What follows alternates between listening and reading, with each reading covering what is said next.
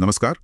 आज हम बात कर रहे हैं इंदिरा गांधी राष्ट्रीय जनजातीय विश्वविद्यालय यानी आईजीएनटीयू अमरकंटक में स्थापित बिरसा मुंडा चेयर की। जी। हमारे पास इस चेयर की स्थापना, इसके क्या लक्ष्य हैं और आजकल क्या चल रहा है, इससे जुड़ी कुछ जानकारी है। जी। बिरसा मुंडा, जिन्हें आदिवासी समुदाय में बहुत सम्मान से भगवान बिरसा या धरती अब्बा कहते हैं। हाँ, धरती के पिता। बिल्कुल। जी। 19वीं सदी के वो एक बहुत ही आप कह सकते हैं करिश्माई युवा स्वतंत्रता सेनानी थे। जी। उन्होंने ब्रिटिश राज के समय आदिवासियों के हक, उनकी जमीन, उनकी संस्कृति, इन सब के लिए आवाज उठाई थी। सही कहा। तो ये चेयर उन्हीं की विरासत को एक तरह से सम्मान देती है। चलिए देखते हैं कि अकादमिक जगत में ये चेयर क्या भूमिका निभा रही है। बिल्कुल। देखिए, इस चेयर की जो स्थापना है वो विश्वविद्यालय अनुदान आयोग मतलब यूजीसी की मंजूरी से हुई है और अभी प्रोफेसर प्रसन्ना के समल इसके निदेशक हैं। अच्छा। इसका जो मुख्य मकसद है वो है बिरसा मुंडा के जो विचार थे, उनका दर्शन, उसको समझना, उसका मूल्यांकन करना और फिर उसे फैलाना।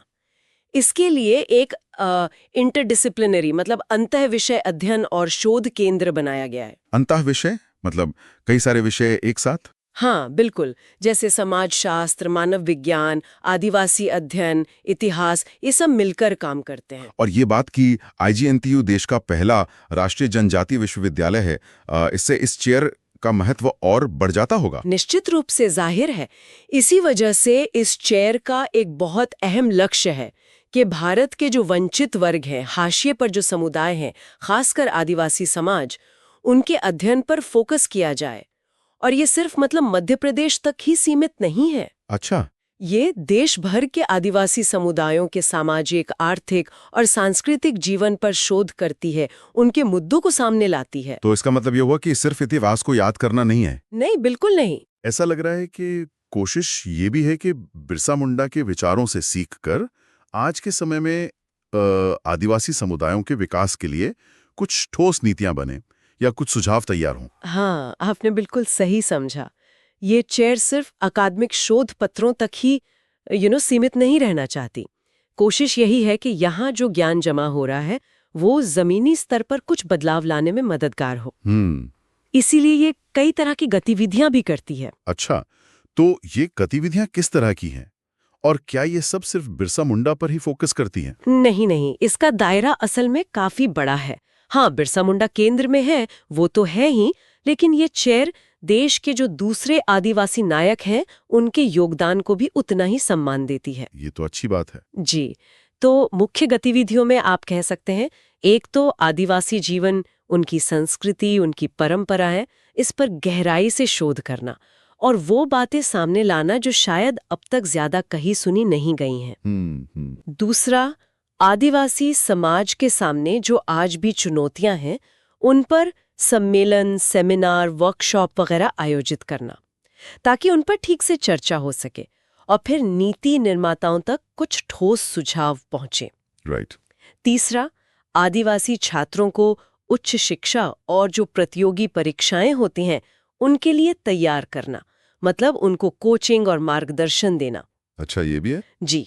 और चौथा, जमीनी हकीकत पर आधारित अध्ययन करना, मतलब फील्ड वर्क करके और फिर विभिन्न जनजातीय मुद्दों पर किताबें प्रकाशित करना। तो काफी व्यापक काम है।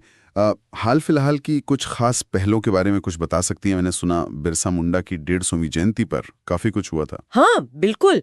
पिछले साल मतलब 15 नवंबर 2024 को भगवान बिरसा मुंडा की 150वीं जयंती के मौके पर विश्वविद्यालय में कई कार्यक्रम हुए थे। जैसे पुष्पांजलि हुई, एक संगोष्ठी का आयोजन हुआ और आदिवासी समुदाय की कुछ खास उपलब्धि हासिल करने वाली हस्तियों को सम्मानित भी किया गया। अच्छा, जैसे कि? उनमें पद्मश्री से सम्मानित गोंड कलाकार दुर्गाबाई व्याम जी भी शामिल थी। अरे वाह, ये तो बहुत बढ़िया है। और जमीनी स्तर पर भी कुछ काम हुआ गांव वगैरह में? जी हाँ, इसी सिलसिले में छत्तीसगढ़ का एक गांव है बेद खुदरा, जहां बैगा समुदाय रहता है। ये पीवीटीजी समुदाय है, मतलब विशेष रूप से कमजोर जनजातीय समूह। हाँ। और मध्य प्रदेश में पोंडकी पंचायत में एक कन्या विद्यापीठ है। इन दोनों जगहों पर कार्यशालाएं और सांस्कृतिक कार्यक्रम किए गए। मकसद वही था, बिरसा मुंडा के विचारों को आम लोगों तक पहुंचाना और साथ ही स्थानीय जनजातीय संस्कृति को बढ़ावा देना, उसका सम्मान करना। ये बहुत जरूरी काम है। एक और पहल जो मुझे काफी अहम लगी वो है जनजातीय स्वतंत्रता सेनानी दीर्घा की स्थापना। इसके बारे में जरा बताएं। हाँ, ये एक बहुत ही महत्वपूर्ण कदम है। इसका उद्घाटन इसी साल 17 मार्च 2025 को हुआ है। इस गैलरी में भारत के 50 प्रमुख जनजातीय स्वतंत्रता सेनानियों की जानकारी और उनके चित्र लगाए गए हैं। 50 जी 50। तो ये न सिर्फ छात्रों और शोधकर्ताओं के लिए बल्कि आम लोगों और बाहर से आने वालों के लिए भी हमारे आदिवासी नायकों को जानने का एक बहुत अच्छा जरिया बन गई है। सही बात है। और जैसा आपने पहले कहा था कि ये चेयर सिर्फ बिरसा मुंडा तक ही सीमित नहीं है। बिल्कुल सही। ये चेयर नियमित तौर पर जो अन्य आदिवासी नायक हैं जैसे टंट्या भील, वीर नारायण सिंह, पातोगेन संगमा, अल्बर्ट एक्का, भीमा नायक, तिलका मांझी, रानी गाइदिन्लिउ और भी कई नाम हैं। उनके बलिदान दिवस या जयंती पर कार्यक्रम आयोजित करती रहती है। कोशिश यही रहती है कि इन सभी की कहानियां, उनका संघर्ष लोगों की यादों में बना रहे, ताकि वो भुलाए ना जाएं। जी, और आने वाली पीढ़ियों को प्रेरणा भी मिले। हाल ही में एक राष्ट्रीय संगोष्ठी भी हुई थी शायद, आदिवासी ज्ञान प्रणालियों का सतत संसाधन उपयोग और संरक्षण में महत्व पर। हाँ, वो मार्च 2025 में हुई थी और काफी सफल रही थी। देश भर से विद्वान आए थे उसमें। एक बहुत दिलचस्प बात जो कई वक्ताओं ने वहां उठाई वो ये थी कि कैसे आदिवासी समुदायों के पास प्रकृति के साथ संतुलन बनाकर जीने का परंपरागत ज्ञान है। अच्छा।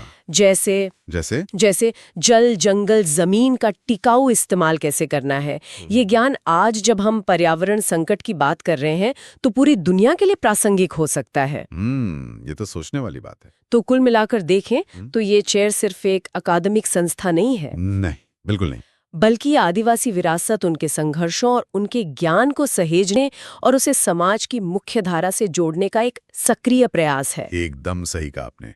ये अकादमिक शोध और जमीनी जुड़ाव का एक मिला-जुला प्रयास है। और ये आदिवासी समुदायों की आवाज को एक मंच देने का भी काम कर रहा है, जिससे ये चेयर संरक्षित करने और बढ़ावा देने की कोशिश कर रही है।